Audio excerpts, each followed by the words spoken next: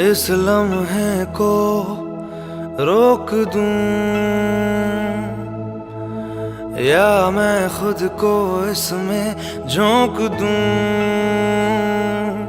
क्या करूं क्या करूं क्या करूं। तिचे नाव रचना महाराणा. तिला मी प्रपोज केलं. ती मला 3 महिन्यानंतर हो बोलली. हो, 3 महिन्यानंतर मला ती हो बोलली. मी खूप वाट पाहिलीस आणि आता ती माझी होणारी बायको आहे.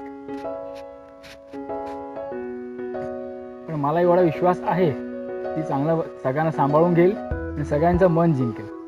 हे प्रॉमिस आहे माझा. त्याला हो बोलायला मी 3 महिने लावले की घरचा विचार करून की त्याच्या घरी किंवा माझ्या घरी सगळं एक्सेप्ट होईल की नाही.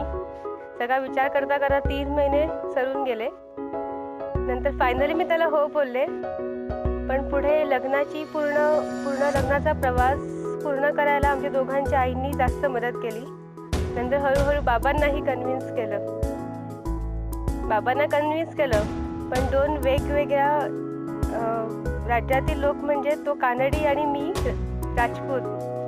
आमच्या दोघांचं लग्न होणं म्हणजे आधी असं वाटत होतं की हे खूप इम्पॉसिबल असेल, पण झालं शक्य.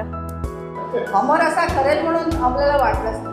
कारण तो पहिल्यापेक्षा एकदम हळवा आणि असं एकदम तो फ्री नाही, असं सगळ्यांबरोबर मिंगल होईल असं. आणि असं नको असं कसं केलं असं आपल्याला जरा हे वाटतं. पण जसं तसं तो करायला लागला म्हणजे तो किती चांगली आहे आपल्या घरातली, बरोबर फिट होईल तुझ्यासारखं मला वाटते. तुझी प्रतिछाया मला तिच्यात दिसते म्हणून तो तेव्हा म्हणाला.